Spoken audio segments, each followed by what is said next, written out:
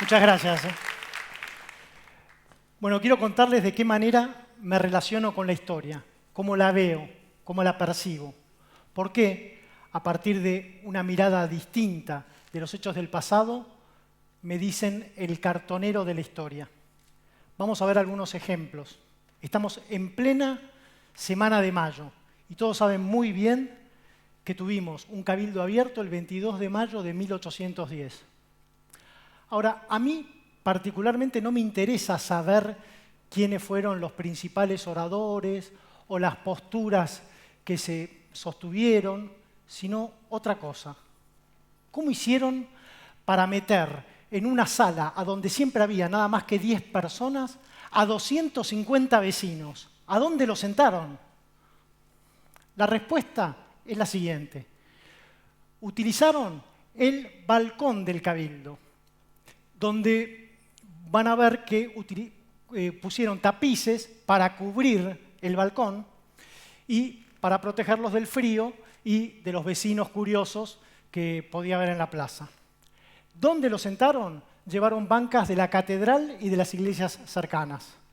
Otro caso del que podemos hablar es el de la batalla de Tucumán, que para la mirada clásica de la historia ocurrió el 24 de septiembre de 1812 a las 8 de la mañana y 3.000 realistas dirigidos por Pío Tristán enfrentaron a 1.500 hombres comandados por Belgrano. A mí me interesan otros aspectos de la batalla de Tucumán, como por ejemplo que Belgrano se cayó del caballo antes de empezar la batalla. ¿Por qué? Porque una bomba asustó al caballo y lo tiró. Pero aparte fue la batalla de las confusiones. Los dos regimientos tenían los mismos uniformes. Entonces se veían unos a otros, se encontraban en un combate frente a frente y uno no sabía si estaba peleándose con un amigo o con un enemigo. Era como que jugaran Racing contra la selección argentina. Todo esto en medio de una polvareda gigante, porque no pelearon en Wimbledon, era un campo seco. Y para colmo, en mitad del combate cruzó una manga de langostas, así que en medio de la polvareda los soldados recibían impactos, pensaban que eran balas y no eran langostas. Vamos a ver otro caso de la mirada distinta de un historiador. Ahora van a poder ver aquí a soldados del regimiento de patricios. Pero cuando yo veo esta foto, lo que me pregunto es, ¿qué hace un soldado con galera? Bueno, la respuesta es la siguiente. En 1806, durante la reconquista de Buenos Aires, capturamos un barco inglés que traía cientos de galeras para vender en el Río de la Plata que pretendían que fuera inglesa. Tomamos las galeras y justo en ese tiempo se estaba confeccionando el uniforme de los patricios, así que ellos las aprovecharon y por eso es el único regimiento en la historia de la humanidad que utiliza galeras. Tal vez con estos ejemplos ya podemos entender cómo mira un historiador los hechos del pasado y trata de ver otra cosa. Pero ahora les voy a dar ejemplos mucho más concretos de gente que ha tenido grandes ideas observando con una mirada distinta. Vamos a trasladarnos a Estados Unidos, año 1930. Silvano Goldman era un comerciante de Oklahoma que tenía un supermercado de la cadena Humpty Dumpty. El problema de Goldman era cómo aumentar la capacidad de compra de sus clientes. ¿Qué pasaba? En aquel tiempo uno iba al supermercado y lo que te entraba en los brazos era lo que comprabas. Entonces a Goldman se le ocurrió que sus empleados tenían que ayudar a los clientes a llevar las bolsas desde la caja del súper hasta el auto, hasta el estacionamiento. O sea, inventó el delivery al auto. Pero por supuesto que con eso no terminó de resolver el problema que tenía. Hasta que una tarde, subiendo al entrepiso de donde estaba su oficina en el supermercado, vio una silla con rueditas y encima un canasto con mercadería. Se quedó observándolo y dijo, es esto. ¿Qué inventó? Inventó el el carrito de relación. Un aplauso para Goldman, que nos quitó este problema de encima. Imagínense si tuviéramos que estar cargando bolsas nosotros.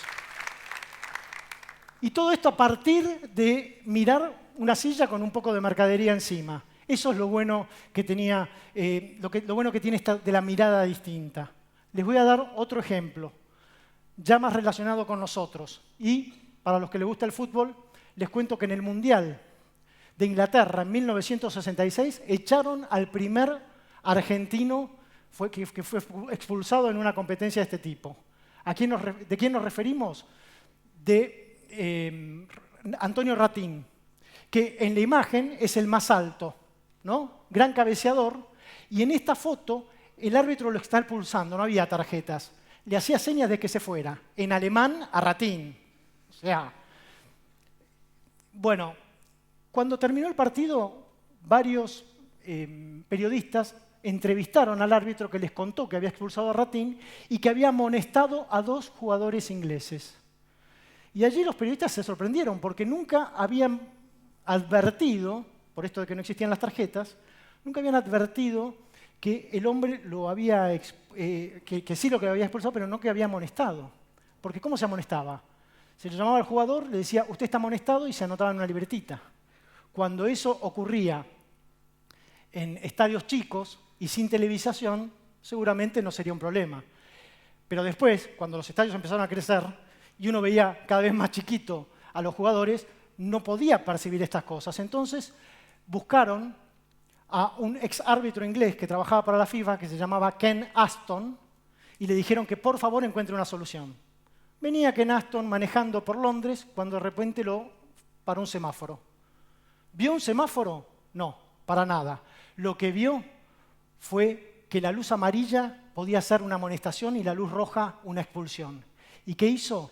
Inventó la tarjeta amarilla y la tarjeta roja. Esa tarjeta roja que usó Elizondo para expulsar a Zidane en el Mundial del 2006, mirando un semáforo. Un ejemplo también que está bastante relacionado con nosotros es el de un húngaro, László Bíró, un periodista e inventor que cuando hacía entrevistas tomaba nota y la pluma se le rompía. Y si no manchaba las hojas. Por lo tanto, no podía tomar a velocidad lo que hablaban sus entrevistados. Caminando por Budapest, vio a unos chicos jugando con bolitas de vidrio en la calle. Tiraban la bolita, pasaba por un charco y describía una línea. Cuando vio eso, se dio cuenta de lo que había que hacer. Inventó nada más y nada menos que el bolígrafo, que en vez de tener una punta fija, tiene una bolita adelante que va girando. Esto lo hizo junto a un socio, László Bíró y Johann Meine. Estaban por París, se encontraron con un expresidente argentino, Agustín P. Justo, que les dio una tarjeta y les dijo, vénganse a la Argentina con este invento, pongan la fábrica allá.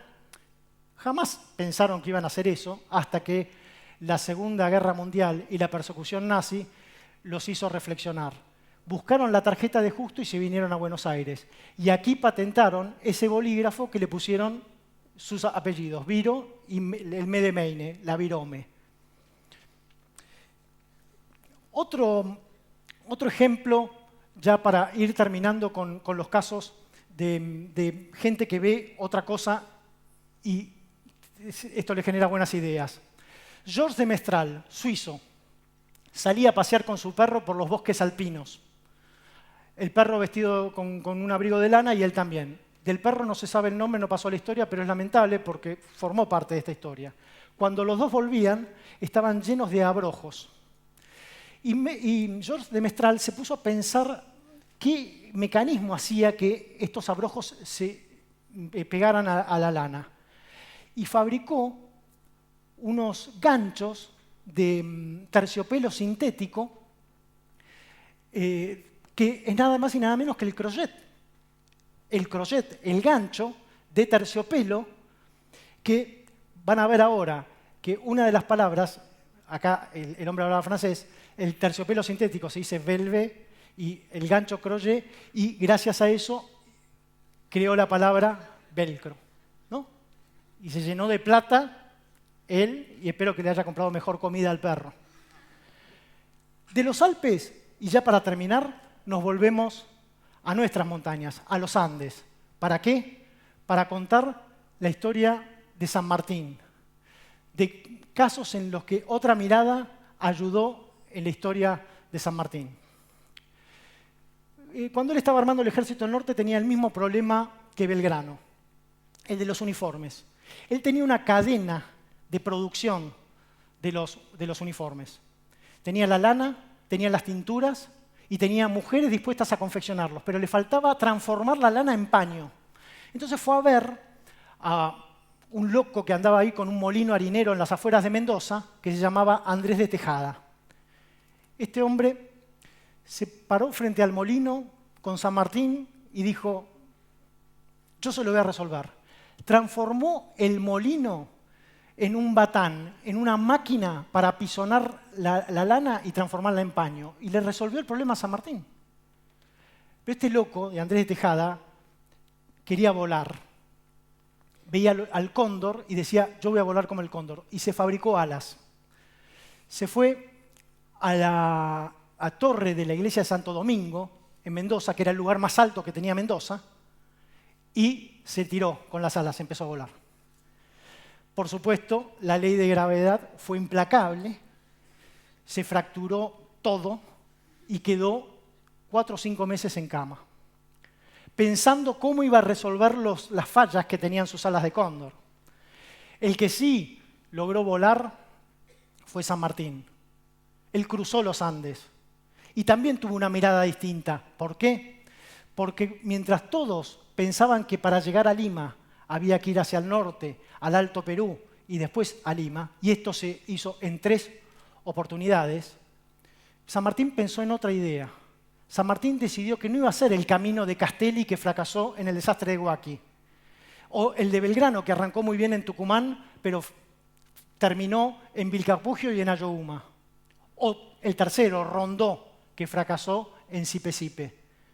San Martín vio el mapa y vio otra cosa. Se dio cuenta de que no podía competir contra el terreno y soldados.